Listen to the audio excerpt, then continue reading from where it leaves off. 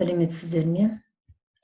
Биыл 175 жыл толып отырған қазағымыздың бас ұлы ақыны Абай Құнанбайұлының тегінде адам баласы адам баласынан ақыл, ғылым, ар, мінез деген нәрселермен озбақ.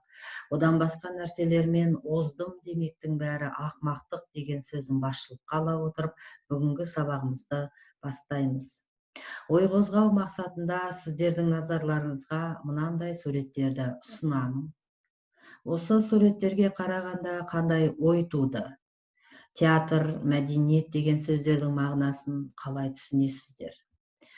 Неліктен әрбір мемлекет нарық заманына қарамастан театр өнері мен мәдениетіне аса көңіл бөледі? Қазақстандағы мәдениет пен өнерді қолдау мақсатында қандай жобалар жүзеге асуда? Қазіргі жастар телеарналар мен театрларда қандай қойылымдар болып жатқандығына қызыға ма? Міне осы сауалдарға жауап беру барысында өмірмен байланыстыру сіздерден сұралады. Қазақ тілінен 4-ші тоқсанда 8-ші бөлімді бастаймыз. 8-ші бөлімнің лексикалық тақырыбы театр өнері мен мәдениеті, грамматикалық тақырыбы синтаксис, жай сөйлемнің түрлері деп аталады. Осы 8-ші бөлімнің аясындағы сабақтың тақырыбы қазақтың кәсіби театр өнері деп аталады.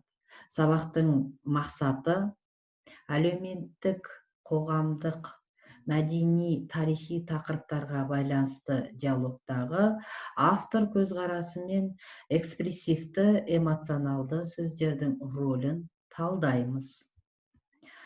Осы мақсатқа қол жеткізу үшін мәтіндегі автор көзқарасын анықтай алғанымыз үшін, экспрессивті, эмоционалды сөздердің маңызын, рөлін талдай алғанымыз үшін осы бағалау критерийлері арқылы бағаланатын боласыздар. Тыңдалым алдында балмұздақтай тәтті сұрақтар қойғым келеді. Елімізде қандай театрлар бар? Қазақ кәсіби театры қашан құрылды? Қандай танымал театр әртістерін білесіздер? Міне осы сұрақтарға жауап беру барысында мен сіздердің назарларыңызға тыңдалым мәтіні ұсынамын.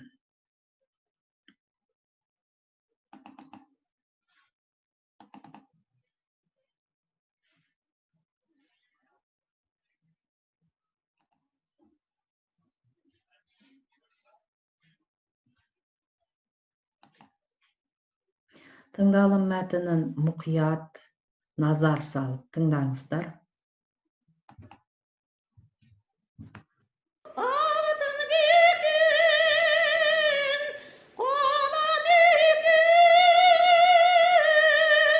Кезінде Шәкен Айманов осы 25 әнін нақышына келтіре орындаса, бүгін оны көрерменге қайталанбас сопрано даусымен жүрекке жеткізген Бибігүл Ахметқызы. Сәбит ағаның бенефисінде орындап шықты. Сәбит Оразбаев ағамыздың өзі де осы әннің төресін жанындай жақсы көреді екен. Ол үнемі домбырамен сырласып, шерін әнмен шығара білетін жан. Өз алдына өнерпаз інісінің кітабына құтты болсын айта келген қазақтың бұлбұлы Бибігүл апамызда жүрегі жарды тілегін аямады.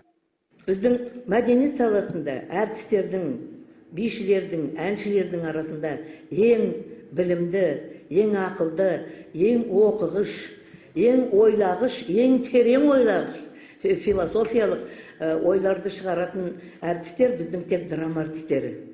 Қазаққа театр өнері о бастан таңсық болмаған. 20 ғасырдың басында заманымыздың заңғары Мұхтар Әуезов далалық көшпенді театрларды құрып, жер-жерден таланттарды іздеп тапты. Алғашқы қарлығаштары Серке, Қалибек, Қанабектердің көзін көріп батасын алған Сәбит Оразбаев сол дәстүрді сақтаған көнегөз. Ғасырлық тарих ұрпақтарға жалғасса дейді. Өмірдің өзі театры болғаннан кейін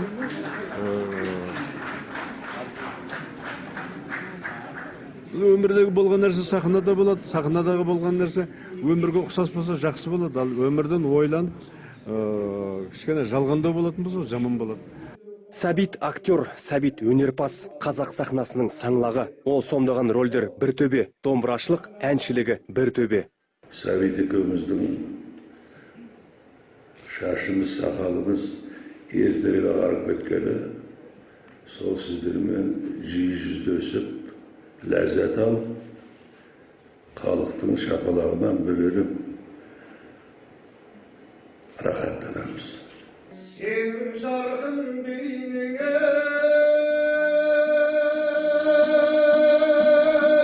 жетеді. Әртістік әншілік өнері жазушылыққа бастап, есте қалғандарын елге жеткізуді көздеген ойдан туған бүгінгі кітап театр тарихын зерттеу үшін таптырмас құралға айналар сөзсіз. Кітап суреттер мен қызықты деректер арқылы сыр шертеді. Көп рахмет. Бұл әртүрлі сұрақтар қойылып отыр. Мен даже бұндай кітап болады деп, біз 3-4 нөмірден кейін қойғанымыз ғой деп едік. Газетке шыққаннан кейін сұрақтар көбейді, телефон соғу көбейді. Сүртібаевтың театрға кіруі өте қиын болған екен ғой, сіз соны жазыпсыз. Осының өзі бізге бір қызық болып отыр. Өмірдің өзі театр, эсселер, естеліктер ой толғамдарға құрылған, тілі орамды, кез келген оқырман тұшынып оқи алатын дүние. Самат Нұрланбекұлы, Әсет Құндақбаев, Алматы телеарнасы.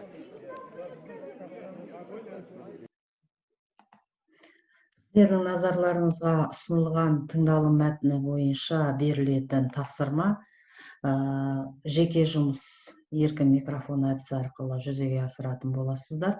Халық әртісі Сәбит Оразбаевтың бейнефисінен алынған бейне үзіндіден автор көзқарасын анықтап, пікірін талдайтын боласыздар. Автор көзқарасын анықтап, пікірін талдау барысында жеке жұмысты мынандай сұрақтар арқылы анықтап, автор көзқарасын, пікірін талдайсыздар. Бибігүл Ахметқызы драма әртістеріне қандай баға берді? Асанәлі Әшімов өз замандасы туралы қандай ой айтты? Сәбит Оразбаев қазақ кәсіби театр саңлақтарының ішінен кімдердің батасын алған? Автор неліктен өмірдің өзі театр дейді? Сәбит аға неге театр тарландары жайлы толғаныстарын, естеліктерін кітап етіп шығарды?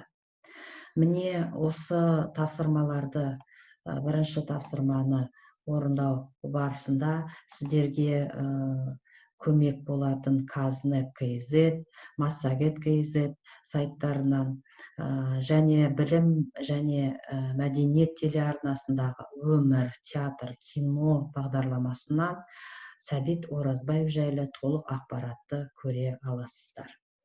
Енді сіздерге ұсынылатын тыңдалым тапсырмасының екінші тапсырмасы жұппен жұмыс. Оны Zoom-ның чат жүйесінде жүзеге асырасыздар. Ортада қаламсап әдісі арқылы сіздерде екінші тапсырма тұжырымдамалық кестені толтырасыздар.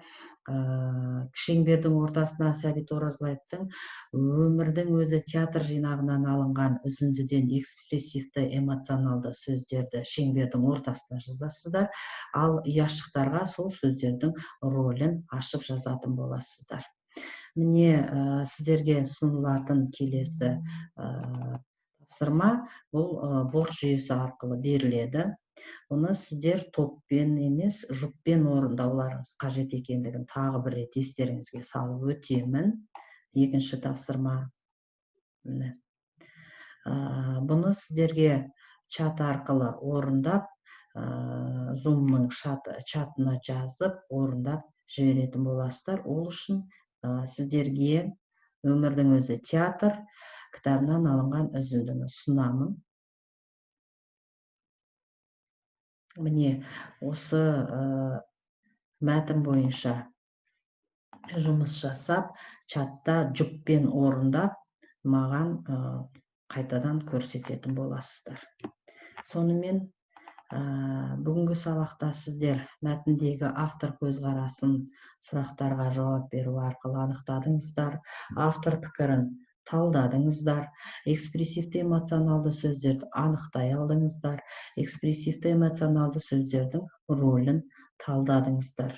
Міне осындай бағалау критерийлері арқылы өзін-өзін бағалау, жұптық бағалау, жүректен жүрекке бағалау әдістері арқылы сіздер жұмысты жүзеге асырдыңыздар деп ойлаймыз, асырасыздар деп ойлаймыз. Кері байланысты бағалаушы сұхбат арқылы береміз. Оқуға қатысты сұрақтар: бүгінгі сабақта қандай жұмыс түрі ұнады, неліктен? Бүгінгі сабақты түсінуге не ықпал етті? Сіздің оқып үйренуіңізге қай әдіс қаншалықты көмектесті, я болмаса кедергі келтірді? окууга катысты сурактарыңыз болса, багалооч сухбат аркылуу кері байланысып бересиздер. Бүгүнкү такырыпта эмнени билдиңиздер? Такырыпка катысты кандай сурактарыңыз бар? Эмнени билгиңиз келет? Бүгүнкү сабактан алган билимиңизди өмүрдө калай пайдаланасыз?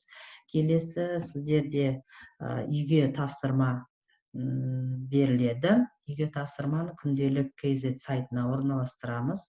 Оны окулум және тыңдалуу материалдары боюнча өздеріңіз бүгүнкү тыңдаган материал боюнча, тыңдалуу материалы мәтіні боюнча және окулум мәтіні боюнча баяндау желісін сактап, жыйнакы мәтін курастырып жазасыздар, яғни аннотация курастырып жазып келетін боласыздар.